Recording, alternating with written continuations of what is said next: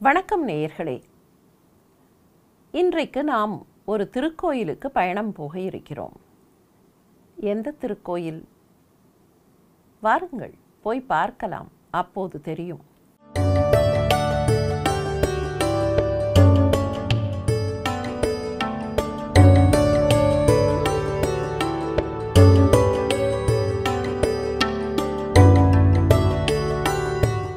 மூன்று அசுரர்கள் இருந்தார்கள். அந்த 3 பேரும் சகோதரர்கள். 3 பேரும் 3 வகையான உலோகங்களை தேர்ந்தெடுத்து அந்த உலோகங்களில் கோட்டைகளை கட்டிக்கொண்டார்கள். ஒருவன் தங்கக்கோட்டை கட்டினான், ஒருவன் வெள்ளிக்கோட்டை கட்டினான், ஒருவன் இரும்பு கோட்டை கட்டினான். திரிபுர அசுரர்கள் என்று இவர்களுக்கு பெயர். காரணம், இந்த 3 கோட்டைகளும் 3 புறங்கள். நகர் என்று சொல்கிறோமே, சில ஊர்களின் பெயர்களோடு புறம் என்று சேர்த்திருப்பார்களே, புறம் என்றால் ஊர் என்கிற பொருள் வரும். இந்த 3 பேரும் 3 ஊர்களை கோட்டை வகையாக கட்டிக்கொண்டார்கள் என்பதனால் இவர்களுக்கு திரிபுர அசுரர்கள் என்றே பெயர். இந்த 3 பேரையும் அழிக்க வேண்டும் என்பதற்காக, இவர்கள் போட்ட ஆட்டம் தாங்கவில்லை என்பதற்காக, உலகத்தையே தேராக்கி அந்த தேருக்கு பிரம்மாவை சாரதியாக்கி அந்த தேரிலே புறப்பட்டார் சிவபெருமானார். தேரை இழுப்பதற்கு குதிரைகள் வேண்டும். வேதங்களே குதிரைகளாக மாறிக்கொண்டன. மேரு மலையை வில்லாக வளைத்து கொண்டு திருமால் அம்பாக இருக்க, பிரம்மா தேர்ச்சாரதியாக தேரிலே புறப்பட்டு விட்டார். கைலாயத்திலே இருந்து புறப்பட்டு விட்டார்.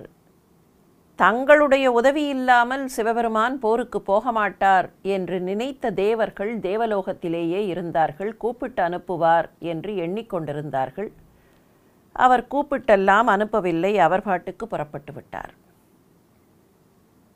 புறப்பட்டு விட்டார் என்கிற செய்தி கிடைத்தவுடன் ஓடோடி வந்தார்கள் கைலாயத்திற்கு. தேவியை கேட்டார்கள். அம்மா, என்ன ஆயிற்று என்றார்கள்.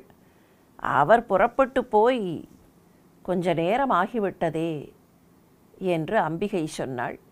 இந்த வழியாகத்தான் போனார், நீங்கள் வேண்டுமானால் பின்னாலேயே போய் பாருங்கள் என்றும் சொன்னாள். அது மாத்திரமல்ல, அவர்களுக்கு ஒரு சின்ன ஆசை. மேருமலையை வில்லாக வளைப்பதா? அவ்வளவு பெரிய மலையை வில்லாக வளைப்பது பார்க்க வேண்டுமே அந்த ஆச்சரியத்தை. அம்மா, நாங்களும் விற்கோலம் காண வேண்டும் என்று கேட்டார்கள். அம்பிகை வழிகாட்ட, சிவனார் எந்த பாதையில் போனாரோ அந்த பாதையிலேயே பின்னாலேயே விரட்டி கொண்டு வந்தார்கள். சிவனாருக்கு 30 முக்கோடி தேவர்கள். எவ்வளவு அமளி துமளி இருந்திருக்கும்! அந்த அமளி துமளியின் சத்தம் கேட்டது. அந்த நேரத்தில்தான் ஒரு சின்ன நதி குறுக்கிட்டது. அந்த நதிக்கு விருத்தக்ஷீரா என்று பெயர். அதாவது பழைய பாலாறு என்பதாக பெயர். அந்த பழைய பாலாற்றை அப்படி தாண்டி நின்றார். அவர்கள் பின்னாலே வருகிறார்கள் என்பது தெரிந்தது. தேர் அந்த பக்கம் போய்விட்டது. இருந்தாலும் அப்படி நிறுத்தி, தேரை நிறுத்தி மெல்ல திரும்பி பார்த்தார். கையிலே மேரு மலை வில்லாக இருக்க அந்த வில்லை பிடித்து கொண்டே இப்படி திரும்பினார் இல்லையா? அவர்கள் அங்கே இருந்து பார்த்தார்கள். தன்னுடைய கையில் இருக்கிற வில்லை கோலமாக காட்டியதனால் அந்த திருத்தலத்திற்கே திருவிற்கோலம் என்று பெயர். எங்கே இருக்கிறது இந்த திருவிற்கோலம் என்று கேட்பவர்களுக்காக இலக்கிய பெயர் திருவிற்கோலமாக இருந்தாலும், ஊர்க்காரர்கள் சில பேருக்கு இந்த பெயர் தெரியும் என்றாலும், இப்போது இந்த ஊருக்கு இருக்கிற பெயர் கூவம் என்பதுதான். சென்னை மாநகருக்கு பக்கத்தில் திருவள்ளூர் என்று இருக்கிறதே, அந்த திருவள்ளூருக்கும் பக்கத்திலே அந்த பகுதியில் இருக்கிறது திருவிற்கோலமான கூவம். கூவம் என்கிற பெயர் மிக அருமையான பெயர். ஞானசம்பந்த பெருமான் இந்த திருக்கோயிலை பற்றி பாடும்போது திருவிற்கோலம் என்கிற பெயரையும் பதிவு செய்கிறார். இன்னொரு சொல்லையும் சொல்கிறார். இறைவன் உரைகிற இந்த திருவிற்கோலம் எப்படிப்பட்ட இடம் என்றால் மலர் பொழில் கூகம் என்று அழைக்கிறார். கூகம் என்றால் மறைவான என்று பொருள். அந்த கூகம் என்கிற சொல்தான் சில நேரங்களில் கூபம் என்று வரும். வடமொழியில் கூபம் என்றால் கிணறு, கேணி என்கிற பொருளை தரும். கூபம் என்பார்கள். கீழே தண்ணீர் இருக்கிறது, மறைவாக இருக்கிற தண்ணீரை வெளிப்படுத்துவது கேணி அல்லது கிணறு. இதே சொல்தான் தமிழில் கூவம் என்று வருகிறது. கூவக்கலைஞர் என்பார்கள். பழைய இலக்கியங்களிலே கூவக்கலை என்று இது பேசப்பட்டிருக்கிறது. கிரேக்கர்களில் மிகப்பெரிய அறிஞராக திகழ்ந்த ஆக்ரிகோலா என்பவர் இந்த கூவக்கலை பற்றி 16ஆம் நூற்றாண்டிலே ஒரு அரிய நூலை படைத்திருக்கிறார். இப்போதும் கூட கிராமங்களில் கூவக்கலைஞர் என்று சொல்லுவார்கள், பார்க்கலாம். கூவலர்கள் என்றே இலக்கியம் இவர்களை பற்றி குறிக்கிறது.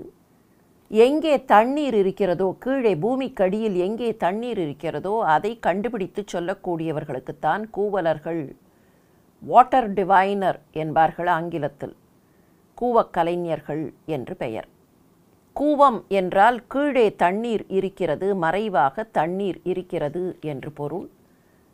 அந்த காலத்தில் கீழே கிரவுண்ட் வாட்டர் என்று சொல்லுகிறோமே, அந்த கிரவுண்ட் வாட்டர் உபரியாக வெளியில் பெருகி அங்கே இருந்து கூவம் என்கிற நதியின் தலைநீரோட்டம் தொடங்கியது. வாட்டர் டேபிளிலே இருந்து உபரியாக நீர் பெருகி வந்து அந்த உபரி நீர் ஒரு நதியாக பாய்ந்தது. எனவே அந்த இடத்திற்கு கூவம் என்கிற பெயர் வந்தது. பழைய பாலாறு என்று சொல்லுகிறோமே, விருத்தக்ஷீரா என்கிற நதி, அந்த நதி அந்த இடத்தில்தான் பாய்ந்திருக்க வேண்டும். அதனுடைய ஒரு நீரோட்டம்தான் இப்போதைய கூவம் என்பதாக கொள்ளலாம். பிற்காலத்தில் இன்னும் சில நிலமாற்றங்கள் ஏற்பட்டு அதனால் கொசஸ்தலை ஆற்றுக்கு ஒரு துணை நீரோட்டம் போல கூவம் மாறிவிட்டது, கேசவரம் அணைக்கட்டுக்கு துணை நீரோட்டமாக மாறிவிட்டது என்பதெல்லாம் பிற்கால வரலாறு தரக்கூடிய தகவல்கள். ஆனால் இறைவனுடைய திருவிற்கோலத்தை தேவர்கள் பார்த்த இடம்தான் கூவம் என்று அழைக்கப்படுகிற இந்த திருத்தலம். இந்த திருத்தலத்தில்தான் விற்கோலம் காட்டி நிற்கிறார் சிவபரம்பொருள். இந்த திருத்தலத்தில் இன்னும் ஒரு அதிசயம் உண்டு.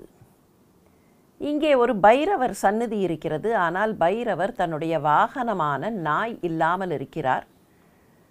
ஏனோ பைரவர் இப்படி வாகனம் இல்லாமல் இருக்கிறாரே என்றெல்லாம் இந்த பகுதியில் பேசிக்கொள்வது உண்டு. பைரவர் வாகனம் இல்லாமல் இருக்கிறார், இது ஒரு அதிசயம் என்று சொல்லுவார்கள். அதிலே இன்னொரு கதையையும் உள்ளூர் மக்கள் சேர்ப்பார்கள்.